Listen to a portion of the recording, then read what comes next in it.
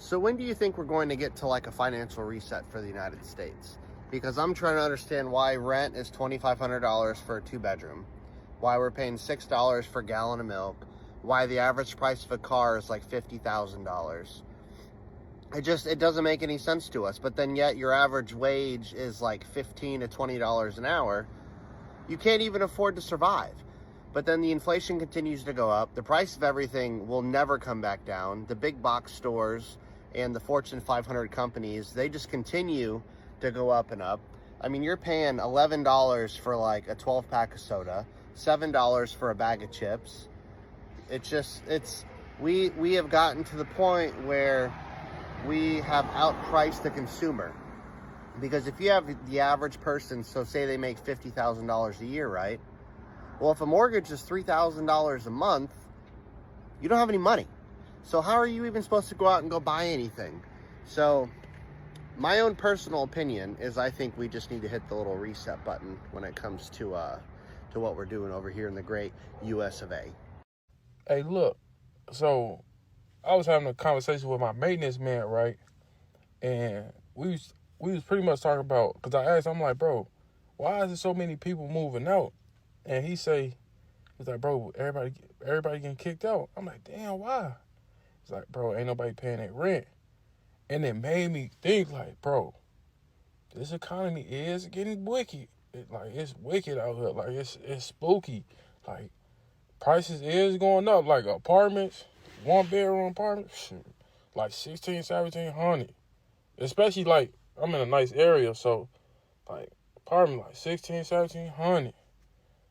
I'm like, so it could be tough on people, especially, like, if you working paycheck to paycheck, right, and you got kids and you're not making a decent amount of money, it can be really tough on people.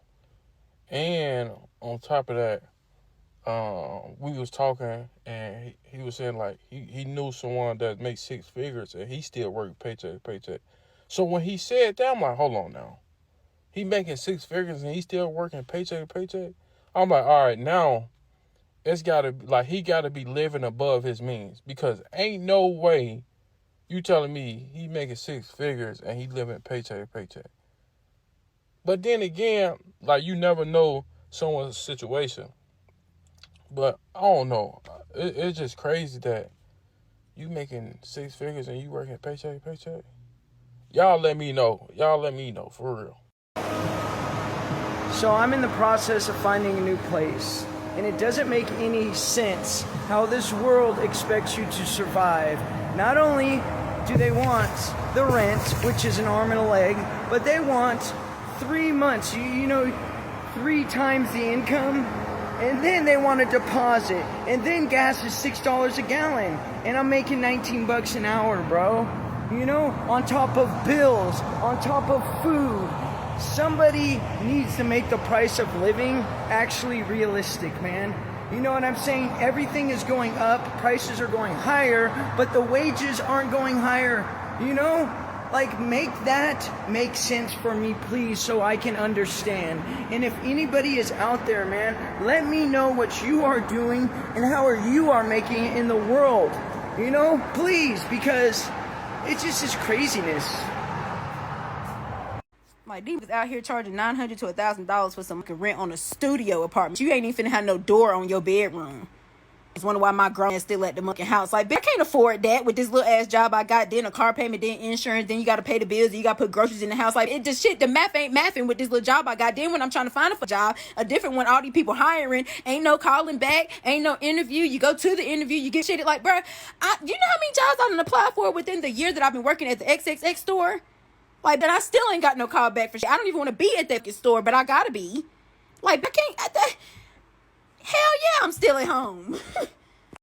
You know what's crazy to me is how $1,000 a week isn't enough anymore. Like, you can't really live off $1,000 a week. I mean, yeah, you can if you get some like raggedy ass apartment with 1 bedroom, okay, and that's gonna cost you over $1,000 a month now.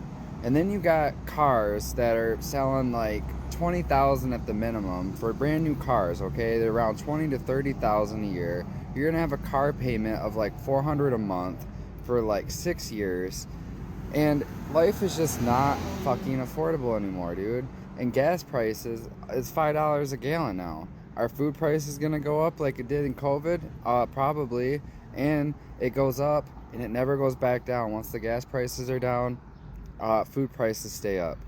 Everything is not affordable anymore. What the fuck's going on in America? I am sick of this shit. I just want a better life. I want to have a nice house on a lake with a boat. Is that too much to ask for? Why the hell am I making over $1,000 a week and I can only afford one bedroom apartment? It's bullshit, guys.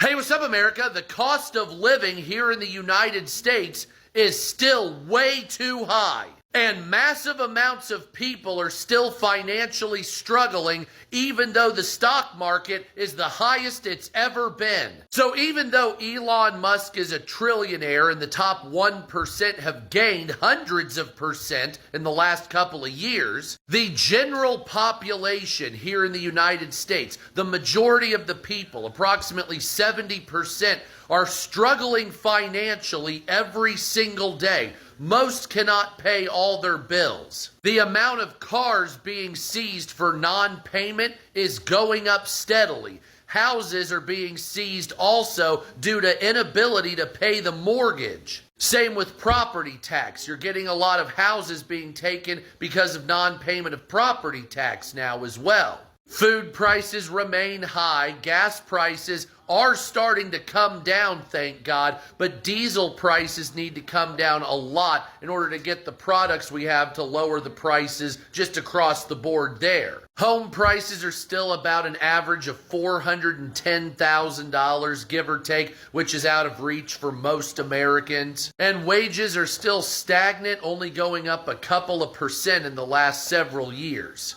even though inflation has more than doubled what you've been paid as far as a wage increase, for the most part. The cost of rent throughout the United States is once again the highest it's ever been, and insurance costs are simply not worth it in a total ripoff. Some people with $10,000 or more deductibles that are crippling them, and the same with auto and home insurance. It's ridiculous. And we could go on and on about high meat prices, high food prices, drink prices, everything prices. But the value of the dollar needs to go up and prices need to come the fuck down. That's all there is to it. Yeah, so I'm not going to pay $2.50 for a candy bar.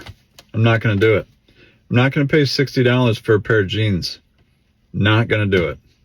I'm not going to pay those type of prices. I'm just not going to do it. I don't know what we're going to do. We got to do something, though. We got to somehow not pay what they're charging for stuff. Can't do it. Not going to be able to continue. Well, I mean, where is the end? Where's the end game? Going to pay $5 for a candy bar? Going to pay $6, $7 for gasoline? Going to pay $100 for a pair of jeans? I mean, when does it end? I can't do it, and I'm not going to do it. I don't care if I have $1 million in the bank. I'm not going to pay $3 for a candy bar. I'm drawing the line on the candy bar, the jeans, the basic stuff that we need to just have, you know? I mean, the basic stuff. No, do I need a candy bar? No. Would I like to have a candy bar? Yeah. Every once in a while, I like to go buy a candy bar, but I'm not going to do it. And you shouldn't do it either. I mean, at some point, when do we just say, look, we're not going to pay these prices anymore? We're done. We're through. Give us some reasonable prices or we're not buying your crap. I mean, at some point, this just has to happen. And I think it should probably happen now. Got to send a message somehow because this is just ridiculous. Damn, you know the economy's down bad when you got all these cars at a Kia dealership. Yo, this is not laziness. This is the economy falling apart. A record 25 million adults live with their parents, and roughly 70% of them ages 25 to 34 are employed full-time. So that whole they just don't want to work argument is dead.